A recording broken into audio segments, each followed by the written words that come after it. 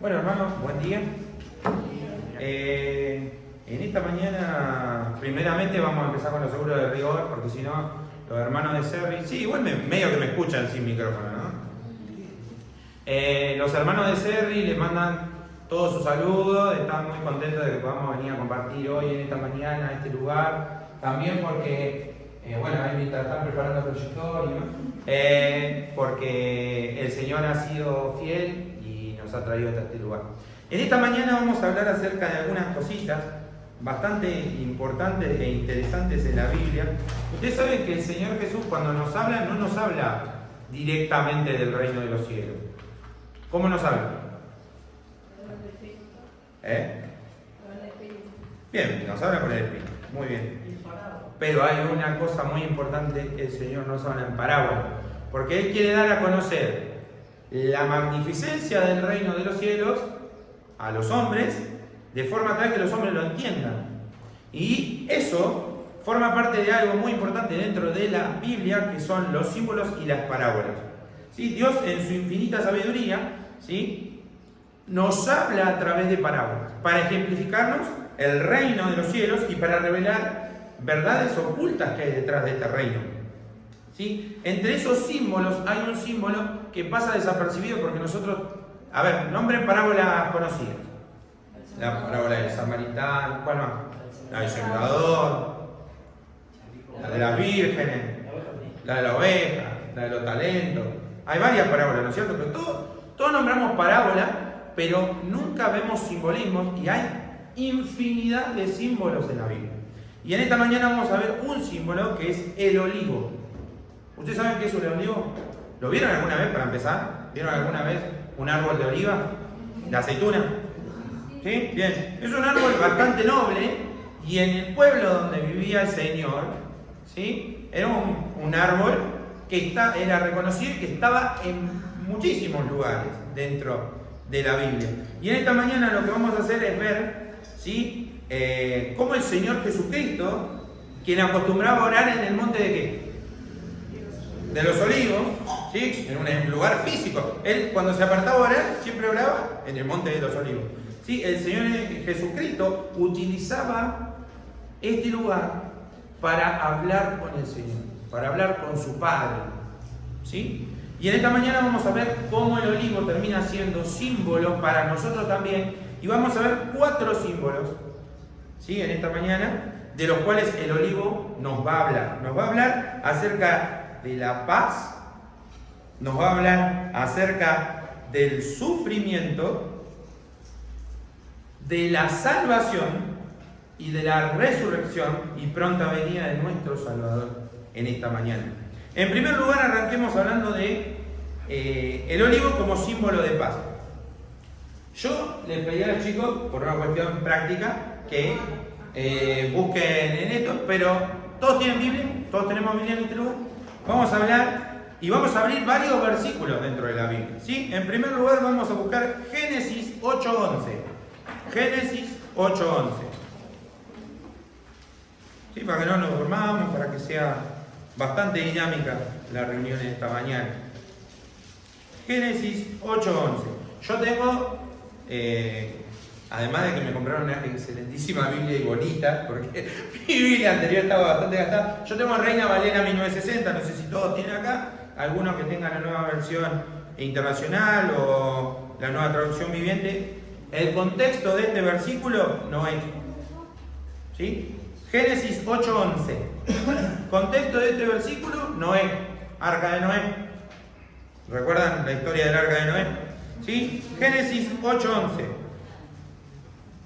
Dice Génesis 8:11: y la paloma volvió a él a la hora de la tarde, y he aquí que traía una hoja de ¿qué? De olivo en el pico. Y entendió Noé que las aguas se habían retirado de sobre la tierra. La paz tras la tormenta. ¿Recuerdan? El diluvio universal, Noé se mete adentro del arca. Dios mismo cierra la puerta del arca, ¿no es cierto? Porque Dios mismo cierra la puerta del arca. ¿Vienen cuántos días de lluvia? 40 días y 40 noches. pega, pero ¿cuánto tiempo tardó en bajar el agua? Meses. Entonces Noé iba haciendo distintas cosas para ver cómo es que el agua había bajado, ¿no es cierto? Y entonces, ¿qué hace él? Envía a la paloma. Y cuando la paloma vuelve con este simbolismo de paz en el pico, es que Noé decide salir del arca. No, esperar 7 días más. Prudente, ¿no? Esperó 7 días más y volvió a enviar la paloma, dice el relato bíblico, y la paloma ya no volvió. Entonces, lo vemos como símbolo de paz. Vamos a buscar Efesios. Efesios 2. Esta mañana lo voy a hacer despertar bastante. Efesios 2, este sí lo vamos a leer. ¿Sí? Ya después, ya los voy a dejar para que, ya los voy a ir diciendo yo, quédese tranquilo. Pero quería arrancar esta mañana leyendo algunas citas. Efesios 2, 13 al 14. Efesios 2, 13 al 14 dice: pero ahora, en Cristo Jesús, vosotros que en otro tiempo estabais lejos, habéis sido hechos cercanos por la sangre de Cristo. Porque Él es nuestra paz, que de ambos pueblos hizo uno, derribando la pared intermedia de separación. La paz entre Dios y los hombres, ¿quién es? Cristo. Bien, vamos a ver cómo Cristo, que es la paz de los hombres, termina siendo el olivo. Dice, en primer lugar, Él acostumbraba a orar al Padre, ¿en dónde? En el Monte de los Olivos, dice Lucas 22, 39, y saliendo fue como solía al Monte de los Olivos y sus discípulos también le siguieron. Y hay otro lugar en donde van a ver los olivos con un rol muy preponderante, que es cuando entra en Jerusalén. Dice, cuando entró en Jerusalén el Señor Jesucristo, que se encontraba en el Monte de los Olivos, manda que van a buscar un burrito, un pollino de asna, lo manda a buscar, y cuando viene este pollino, dice que las personas cortaban ramas de los árboles y las iban arrojando. ¿En dónde estaban? En el Monte de los Olivos. ¿Qué había ahí? Olivos. Fíjate, muchas veces nosotros vemos ramas de palmeras, ¿no? Tiran ramas de palmeras, que también, porque dice mantos y palmas, pero también estaban en un lugar físico donde había olivos, o sea que esas ramas eran ramas de olivo. El Señor es el olivo, y lo vamos a ir viendo y lo vamos a ir desarrollando. En primer lugar, símbolo de paz. En segundo lugar, vamos a ver como símbolo de sufrimiento. ¿El fruto del olivo cuál es? La aceituna. ¿Quién le gusta la aceituna? La aceituna en la pizza. ¿Pasa algo en la pizza?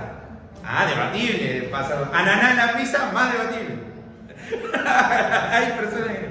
Vieron que sobre gusto los colores, ¿no es cierto? Pero bien, las aceitunas es un fruto muy noble, ¿sí? Y de ellas se obtiene no solamente la aceituna que nosotros comemos en la pizza, sino algo más importante aún. Muy bien, el aceite de oliva. ¿Ustedes saben cómo es el proceso para obtener el aceite de oliva?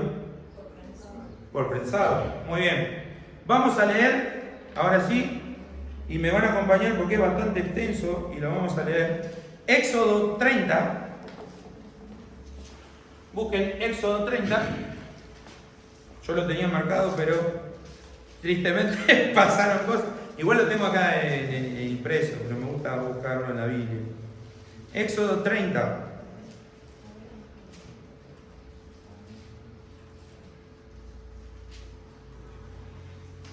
Éxodo 30, 22.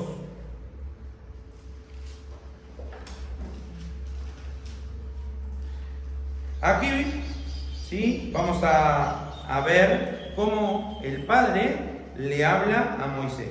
Dice, habló más Jehová a Moisés diciendo, tomarás especias finas de mirra, de excelente, 500 ciclos, y de canela aromática la mitad, esto es 250.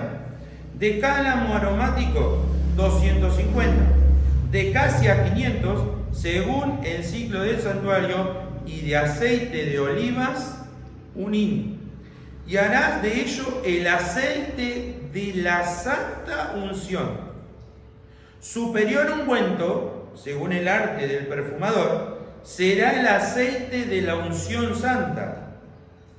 Con él ungirás el tabernáculo de reunión, el arca del testimonio, la mesa con todos sus utensilios, el candelero con todos sus utensilios, el altar del incienso, el altar del holocausto con todos sus utensilios y la fuente de base. Así los consagrarás y serán cosas santísimas. Todo lo que tocare en ellos será santificado. Ungirás también a Aarón y a sus hijos y los consagrarás para que sean mis sacerdotes.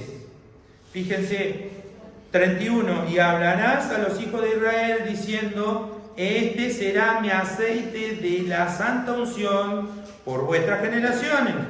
Sobre carne de hombre no será derramado, ni haréis otro semejante conforme a su composición. Santo es, y por santo lo tendréis vosotros. Y cualquiera que compusiere ungüento semejante y pusiere sobre extraño será cortado de entre su pueblo. Este aceite, que se hacía con aceite de oliva, era el aceite de la unción santa de Dios. Fíjense cuántas veces aparece la palabra santa. Santa, santísima, santísima de vuelta, otra vez santa. Era un aceite santo. ¿Y qué tomaban para poner a ese aceite? Tomaban aceite de oliva. Bien, ¿qué hablamos acerca de cómo se obtiene el aceite? ¿Qué hay que hacer con la oliva? Bien, en primer lugar se trituran las olivas o las aceitunas con una trituradora de piedra que era empujada por personas o animales. Era un aparato gigantesco que venían 3, 4 morrocotudos como yo, ¿no? Y con eso prensaban, primero tenían que levantar del piso y luego prensar la aceituna hasta que pudiera salir todo el aceite y después se recogían estas aceitunas. Y ustedes dijeran, bueno, listo, ya está. No, se pasaban a una prensa. Primero se trituraban y después se prensaban. Primero se trituraban y después se prensaban para sacar hasta la última de las gotas de la oliva. Bien, el Señor Jesucristo fue prensado por vos y por mí como esa aceituna. Era símbolo del Señor Jesucristo. Isaías 53:5 dice: mas él herido fue por nuestras rebeliones, molido por nuestros pecados, el castigo de nuestra paz fue sobre él, y por su llaga fuimos nosotros curados. Cuando el centurión clavó la lanza en el costado, ¿qué salió? Sangre y agua había derramado hasta la última gota de sangre, como aquella aceituna que fue prensada hasta lo último, para derramar hasta la última gota. Y el Señor Jesucristo fue molido y atravesado por vos y por mí. Primero fue molido a golpes por los centuriones que la azotaron, lo torturaron, le pusieron una corona de espina, le hicieron caminar con la cruz kilómetros. El Señor Jesucristo titubeaba en sus pies, no podía caminar sobre el piso del dolor para pagar el precio de nuestro pecado. Y en esta mañana venimos a hacer eso, a recordar esto que el Señor hizo. Él derramó hasta la última gota de su sangre para limpiar nuestros pecados, para lavarnos de nuestra iniquidad. Él nos ungió con este aceite especial. Miren qué dice acá, versículo 33 de Éxodo: cualquiera que compusiere un ungüento semejante y que pusiere de él sobre extraño, será cortado del pueblo. La palabra dice que él fue cortado. ¿Para qué? Para que fuéramos aceptados dentro de ese pueblo. Él fue cortado por nosotros. Él fue echado del pueblo, despreciado en la nación. Los que estaban ahí presenciando le dijeron: ¿a quién quiere? ¿A Jesús o a Barrabás? ¿Qué eligió el pueblo? Como siempre, los ladrones: ¡a Barrabás! Y dejó que Jesús muriera en la cruz. Es más, no quedó ahí, dijo: su sangre sea sobre nuestros hijos. Interesante lo que pasó hoy, porque el Espíritu va guiando las cosas. Y hoy Beto leyó el Salmo 105. ¿Sí? El Salmo 105, versículos 5 y 6, decía: acordaos de las maravillas que ha hecho, de sus prodigios y de sus juicios de su boca. Oh vosotros, descendencia de Abraham, su siervo, hijos de Jacob, sus escogidos. Dice: Él es Jehová nuestro Dios, en toda la tierra están sus juicios, y se acordó para siempre de su pacto. Sin embargo, ellos no se acordaban del pacto que tenían para con ellos, de que iba a venir un Mesías. Y lo mataron. Y no solo lo mataron, lo torturaron. Y fue molido como esta aceituna, primeramente, y después prensado. No sé si leyeron alguna vez cuando dice el Salmo, dice: mi corazón fue como cera derritiéndose dentro de mis entrañas, como un tiesto se secó mi vigor. El Señor literalmente iba perdiendo gota a gota toda la sangre como aquella aceituna. Fue el desprendimiento de su sangre, el perdón y la remisión de nuestros pecados. Isaías 1:18 dice: venid luego, dice Jehová, y estemos a cuenta. Si vuestros pecados fueren como la grana, como la nieve serán emblanquecidos. Si fueren rojos como el carmesí, vendrán a ser como blanca lana. Nada de lo que hace el Señor es casualidad. Si vos, yo estamos en este lugar, no es casual. Si el Señor un día nos llamó, que estábamos perdidos en el mundo, en nuestros delitos de pecado, y un día te llamó, no es casualidad. Que estés en esta mañana en este lugar, no es casualidad. El Señor pone las cosas para que las cosas sucedan de esta manera. Por eso es que dejó símbolo de lo que iba a ser nuestro Señor Jesucristo. Por eso es que dejó este símbolo en la aceituna. Pero hay algo más. ¿Saben qué significa la palabra Getsemaní? Prensa de aceite. ¿Dónde estaba el Señor orando antes de que fuera crucificado? En Getsemaní. Dice el himno: nunca me olvidaré de ti, de tu agonía en Getsemaní. Su agonía era tan grande que dice la palabra que era como grandes gotas de sangre que caían en el suelo. Transpiró, sudó sangre. Hay un paper científico. Nosotros somos muy nerd. Mi esposa es química. Entonces, como somos muy nerd, leemos estas cosas. Caían esa sangre. Y eso es posible. Químicamente nuestro cuerpo, si está en un estrés muy grande, es capaz de sudar sangre. El Señor Jesucristo sudaba sangre por vos y por mí, como la aceituna. Él es el símbolo. Como vimos en la mañana, entonces vimos símbolo de paz y de sufrimiento. Pero vamos a seguir hablando acerca del símbolo de salvación. Yo le voy a pedir ahora sí que me acompañen. No sé si pudieran, al final no pudieron. Ya después lo vamos a hacer. Romanos 11. Romanos 11. ¿Saben por qué soy? Primero, yo soy informático. Podría haber traído un PowerPoint. Pero esto es la palabra del Señor.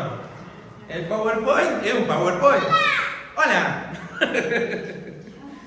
El PowerPoint es un PowerPoint. Y nosotros queremos... ¡Hola! Tenemos que leer la palabra del Señor. Muchos tenemos la palabra del Señor ahí acomodada, guardadita. Le decimos a la... Mira qué linda la Biblia que me compré. Pero hay que leerla. Romanos 11. Versículo 11, vamos a leer. Dice: digo pues, ¿han tropezado los de Israel para que cayesen? en ninguna manera, pero por su transgresión vino la salvación a los gentiles, para provocarles a celos. Y si su transgresión es la riqueza del mundo, y su defección la riqueza de los gentiles, cuánto más su plena restauración, porque a vosotros hablo los gentiles, es decir, a nosotros, dice, por cuanto soy apóstol a los gentiles, honro mi ministerio, por si en alguna manera pueda provocar a celos a los de mi sangre y hacer salvos a alguno de ellos. Porque si su exclusión es la reconciliación del mundo, ¿qué será su admisión sino vida entre los muertos? Si las primicias son santas, también lo es la masa restante. Y si la raíz es santa, también lo son las ramas. Pues si algunas ramas fueron desgajadas, y tú, siendo olivo silvestre, has sido injertado en lugar de ellas y has sido participante de la raíz y de la rica savia del olivo, no te jactes contra las ramas, y si te jactas, sabe que no sustentas tú a la raíz, sino la raíz a ti. Acá habla de un olivo plantado, cuya raíz está en la tierra. Pero ese olivo, ¿quién es? ¿Quién fue el olivo que fue muerto por nuestros pecados? Cristo. Ese olivo que estaba ahí plantado era Cristo. Y vino a un pueblo. ¿Cuál es el pueblo? Israel. Bueno, Israel, ¿qué hizo? Negó a su Mesías. Y algunas ramas, dice la palabra, fueron desgajadas. Y nosotros no éramos olivos de ese árbol, sino que éramos olivos silvestres. ¿Alguien sabe de jardinería? ¿Alguna vez injertaron una planta en otra? ¿Qué hacemos? Cortamos acá esta planta, poner una rosa, llámese una rosa, vamos a hablar de una rosa. Cortamos una rosa, ¿no?, de color rojo, y tengo un montón de rosa blanca. Entonces corto la hoja, le hago una vez, lo saco de acá, le hago una vez, lo coloco y lo pego. Y le voy alimentando para que la savia de esa rosa blanca se contagie el color rojo y me termine dando, ¿qué? ¿Rojo y blanco? Rojo con pintitas, rosas, ¿no? Hay otra que ¿cómo es que se dice? Se envidian, se enamoran. La plantamos cerca de otra y se enamoran y cambian de colores. ¿Eso lo vieron alguna vez? Van enamorándose las plantas y entonces terminan cambiándose de color. Bueno, el Señor nos injertó a vos y a mí en el olivo, en el sano olivo que era Cristo. Él nos injertó ahí, y la savia de Él es la que nos mueve en esta mañana para que estemos acá. Fue su sangre, fue torturado, fue herido, fue molido, pero la savia del Señor es la que hace que vengamos, tengamos ganas de predicar, tengamos ganas de hablar, tengamos ganas de salir hacia adelante. Él, ¿sí?, Él con su salvación, ¿sí?, nos salvó a todos. Él es. No es que vos seas un capo y que la tengas atada y cuánto sepa de homilética y de cómo preparar las cosas y venir y pararte, o cuán lindo que cantes. Cantan muy bien. Cuán lindo que cantan. Sino que fue por Él. Fue por sus heridas, fue por su muerte y fue por su resurrección que estamos hoy y que nosotros somos aceptados como hijos. Somos nosotros aceptados por Él, ¿sí? Pablo explica entonces que Jesucristo es el buen olivo y que esa raíz plantada era Él y que nosotros éramos olivos silvestres, estábamos por ahí y fuimos injertados en ese buen olivo para dar fruto. Para dar fruto. Si un olivo está... Un gasco está por allá, el otro gasco está por allá, el otro gasco está por allá. ¿Puede dar fruto? No. Tiene que estar en el buen olivo para dar fruto. Por eso es que es necesario que nosotros estemos plantados en ese buen olivo. En esta mañana yo no conozco a nadie, o lo conozco a la mitad. Yo no sé cómo viniste, pero el Señor Jesucristo quiere tener un encuentro con vos. Quiere tener un encuentro personal con vos. Quiere que deje de ser ese olivo silvestre y pases a ser esa rama injertada en esta mañana.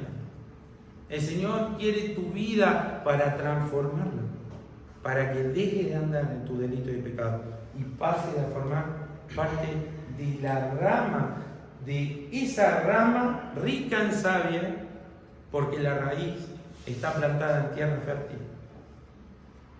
Por último, hermano, vamos a hablar del símbolo de resurrección y de pronta venida. Ustedes saben que nosotros los cristianos solemos decir el Señor Jesucristo viene pronto, ¿no? Y que estamos esperando su venida. Bien, vamos a leer Hechos. Vamos a buscar el libro de los Hechos.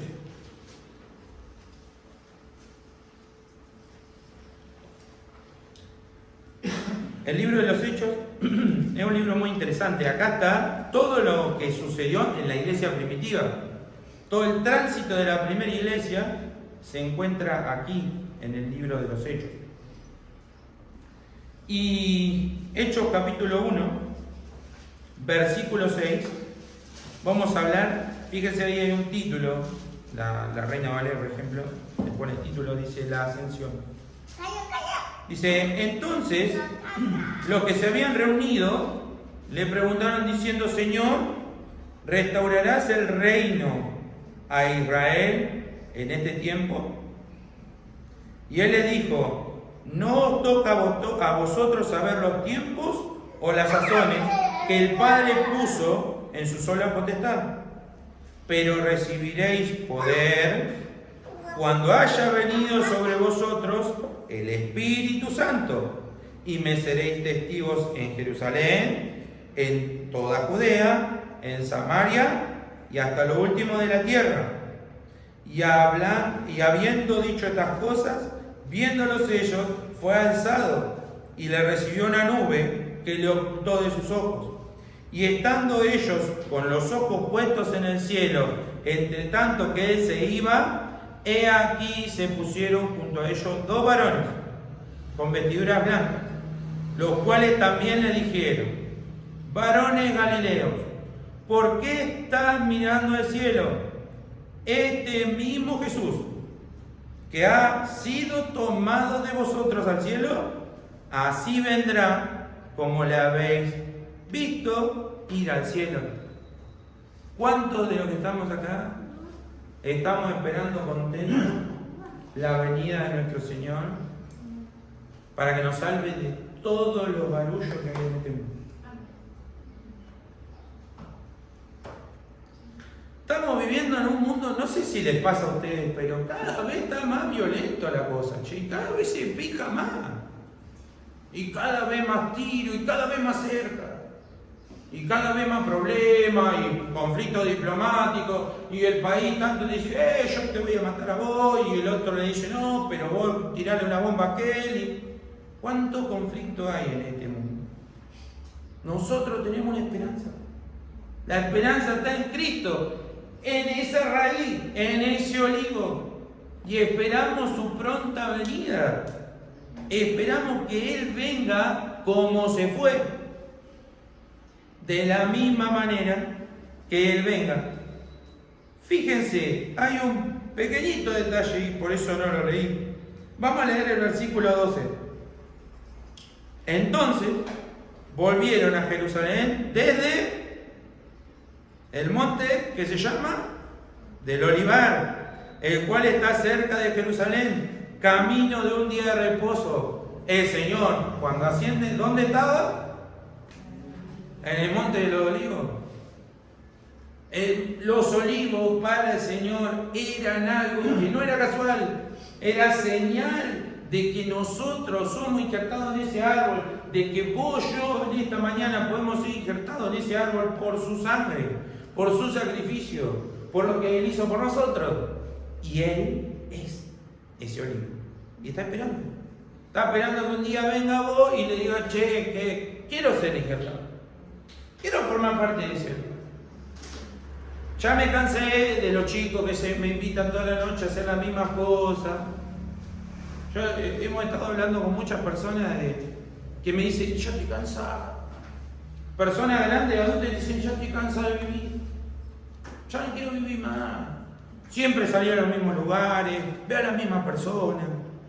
Fulano estaba casado con esta muchacha y aquel con aquella, y después se separaron y ahora este está con aquel y este está con aquella.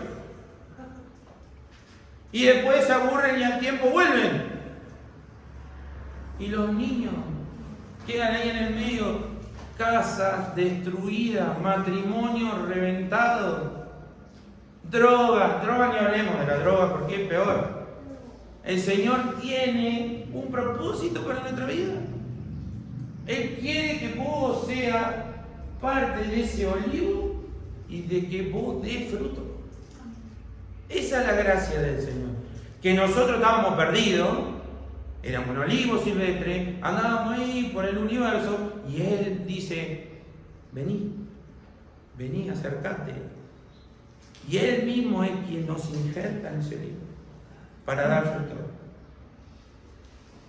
Filipenses 2:10 dice, se lo voy a leer para que no lo busquen, para que en el nombre de Jesús se doble toda rodilla de los que están en los cielos y en la tierra y debajo de la tierra, y toda lengua confiese que Jesucristo es el Señor, para gloria de Dios Padre. Eso esperamos vos y yo. Que un día venga la nube con poder y la gloria de Dios y podamos ver realmente el reflejo real de ese Jesús que vino primero como un obrero despreciado del pueblo, no tenía dónde dormir, no tenía dónde reposar su cabeza, y en un día vendrá con poder y gloria, y todo lo que le vieron todo lo que le dieron harán lamentación por él, dice la palabra. Vamos a leer un versículo más y ya con esto vamos terminando. Dice Apocalipsis 1:7. Y yo te invito a que lo leamos todos juntos.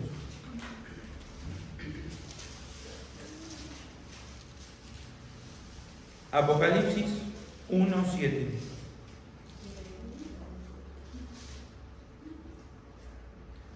Vamos todos juntos. Dice, he aquí que viene con las nubes, y todo ojo le verá, y los que le traspasaron, y todos los linajes de la tierra harán lamentación por él. Sí, amén.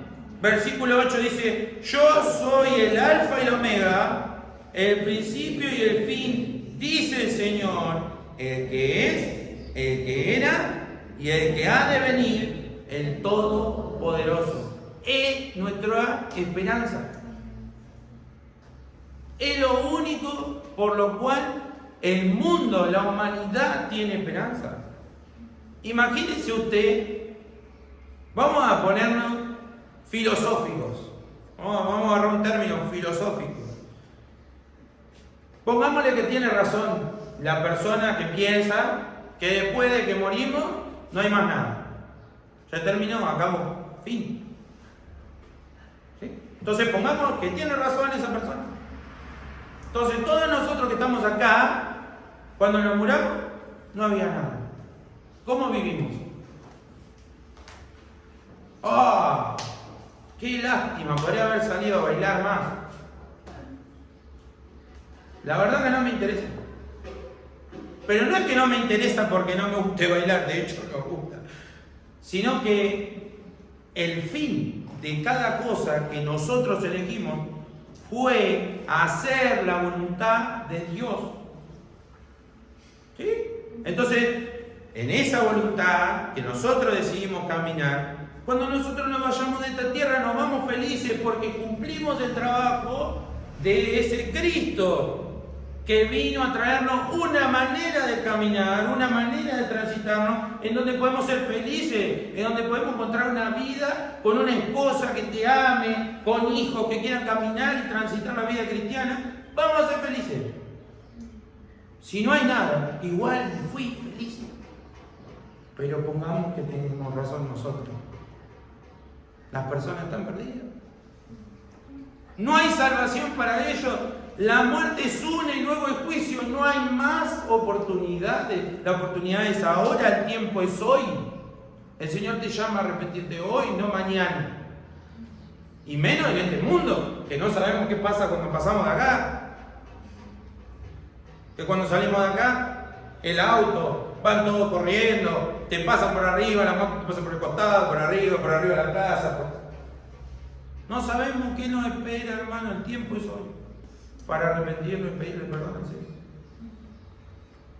Y para los que creemos, hay una palabrita que se utilizaba por los primeros hermanos. Sí, y con esto vamos a hacer un repaso. Repasemos. Símbolo de paz, símbolo de sufrimiento, símbolo de salvación y símbolo de resurrección. El Señor siempre utiliza símbolos. Para que nosotros, que somos por ahí medio duros, podamos entender mejor la gloria de Él. Y la puede entender cualquiera. No hace falta que sea científico para entender la gloria del Señor. De hecho, dice la palabra, los griegos que ciencia. Están buscando cómo llegar a los otros planetas, salirnos del sistema solar, habitar a otros lugares, pero no podemos solucionar que nuestro hijo se drogue. Queremos ver cómo hacemos para llegar al fondo de la mar, porque ahora tiran aparatos para tratar de llegar al fondo de la mar, cosa que nunca van a llegar porque la Biblia dice que nuestro pecado, ¿dónde está? Allá en el fondo. Pero ellos están buscando la forma de llegar, pero no sabemos cómo construir matrimonios felices. Hogares en donde estemos contentos el papá y la mamá. Hoy se torció todo. El Señor viene pronto. Y hay una palabra que usar: Maranata. Cristo viene pronto significa esa palabra. Todos nosotros deberíamos saludarnos de esta manera. Nunca tenemos esta costumbre en nuestras iglesias de saludarnos de esta manera. Maranata, hermano. Pero eso es lo que tiene que aparecer, por lo menos en nuestro corazón, que el Señor venga pronto. Estamos en un barullo cada vez más grande, cada vez más grande, y cada vez más grande. Y ya se acerca la trompeta y ya viene el Señor por nosotros. Esa es nuestra esperanza. El Señor viene pronto. Vivimos todos los días un día más y un día menos, porque el Señor pronto se aproxima. Esta era la esperanza de Pablo. Pablo decía, nosotros los que vivimos, Pablo se murió hace 2000 años. Y él estaba feliz esperando y durmió en la esperanza viva de que ese Cristo iba a venir pronto. Esa es nuestra esperanza. Nosotros tenemos la esperanza que el mundo no tiene. Y les animo en esta mañana también. Al que no lo conoce, que venga a Cristo. Al que lo conoce, que vayamos hacia afuera. Que vayamos a buscar más personas. Que vayamos a predicar. Que vayamos, que salgamos de las 4 paredes donde nos estamos encerrando a buscar personas, porque se están perdiendo acá al lado de tu casa. El Señor en esta mañana quería hablarles acerca de estas cosas y recordar, como hacemos en este momento con el pan y el vino, también la muerte, la tortura tan grande que sufrió el Señor. Él fue primeramente molido y luego derramó hasta la última gota, como la oliva, por vos y por mí. Que en esta mañana nos bendiga el Señor y bueno, muchísimas gracias por la invitación.